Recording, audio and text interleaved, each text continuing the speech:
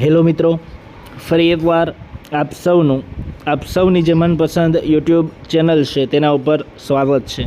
મિત્રો, આરટીઈની જે વાત છે, રાઇટ ટુ એજ્યુકેશન, જેની અંદર ધોરણ 1 થી 8ના જે વિદ્યાર્થીઓ હોય છે, ખાનગી શાળાની અંદર તમારે નિઃશુલ્ક ભણાવવાની ઈચ્છા હોય તો સરકારશ્રી દ્વારા 2009 પછી જે આ કાયદો બહાર આવ્યો છે, અંદાજિત એટલા જ મહિના પહેલાં આ જે આરટીઈ છે તેના ફોર્મ ભરાયેલા, જેની માહિતી તમને વિડીયો મારફતે અમે આપેલી. તો આજે આરટીઈ હેઠળ જે આ પ્રવેશ ભરાયેલા તેમનો જે પ્રથમ રાઉન્ડ છે તે મિત્રો આજે બહાર આવ્યો છે અને જે તે શાળાની જે ફાળવણી છે તે વિદ્યાર્થીઓને કરી દેવામાં આવી છે.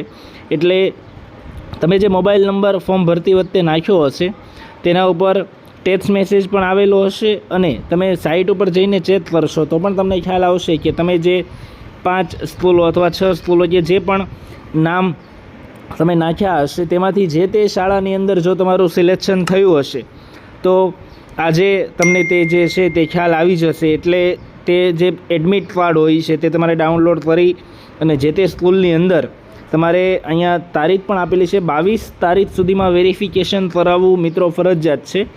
22 તારીખ પછી કોઈ પણ વાલી આ જે વેરિફિકેશન છે તે નહીં કરાવી શકે.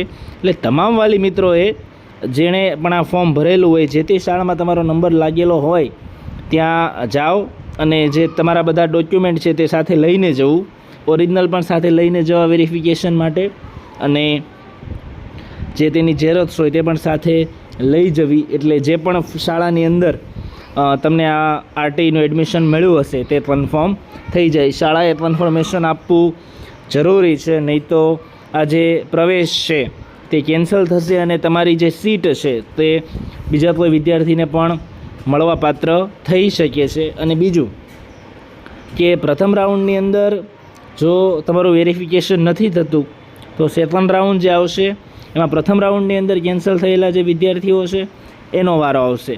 પણ મેઇન પ્રથમ રાઉન્ડમાં જે વિદ્યાર્થીઓનો વારો આવી જાય છે તે ફાઇનલ હોય છે.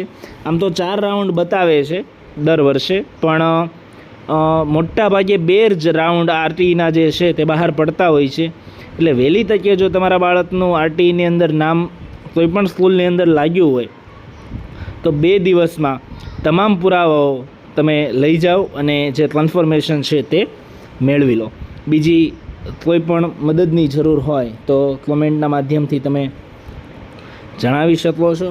અને આજ સુધી આપ સૌ જે પ્રમાણે સપોર્ટ આપતા આવ્યા છો એ જ પ્રમાણે આગળ આપતા રહેશો એવી અમને આશા છે. આપ સૌનો ખૂબ ખૂબ આભાર. Thank you very much.